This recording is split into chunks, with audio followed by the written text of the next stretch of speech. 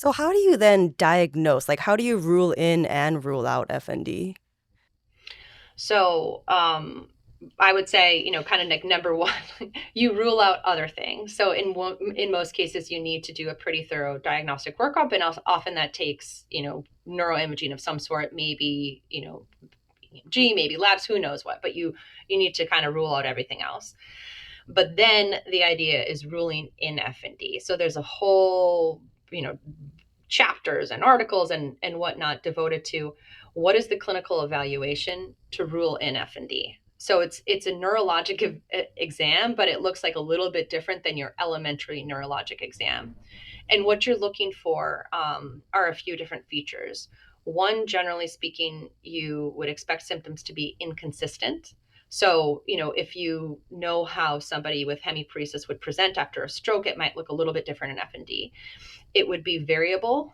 Often, though not always, these symptoms come and go a little bit.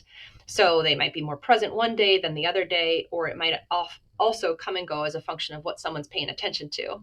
And typically, if they're paying more attention to their symptoms are more pronounced. But that adds to a variability that you can kind of test for in the clinic. Other signs are suggestibility. Sometimes just by planting an idea of something, you can get a symptom to look better or look worse, and that's part of what you're watching for on the physical exam as well. So, what's an example? So, if somebody comes in with, let's say, a functional tremor, and normally you might look for the tremor when somebody's at rest. You might look for the tremor when somebody's in a certain posture, or you might look for the features of the tremor when they're doing an action. That's maybe a very simple way to look at a tremor when you're just doing your very basic neurologic exam. For FND, if there's a tremor and you suspect it might be functional, you're going to look for those other signs that they're inconsistent and they look a little bit different than these other tremors we know about. But then also they're variable. So an example here is, somebody has a tremor, and it typically, if they had a more, structural neurologically based tremor, it would be consistent and it wouldn't come and go based on what you're saying or what you're doing.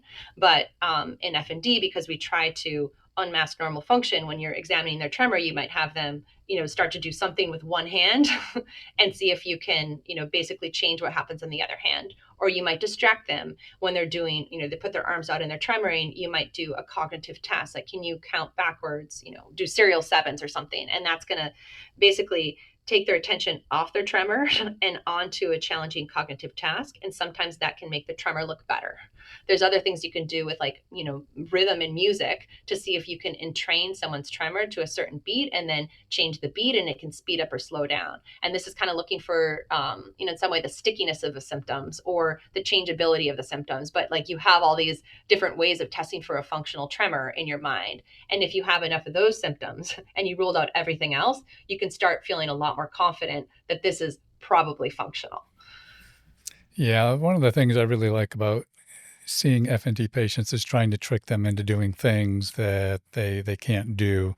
I remember this kid who couldn't stand up, but was very proud of how much geography he knew. And we were in the classroom, and I'm having him point out, where's this city, where's that city? And, eventually to point to Greenland, he had to stand up. And sure enough, he stood up because he's more focused on his geography.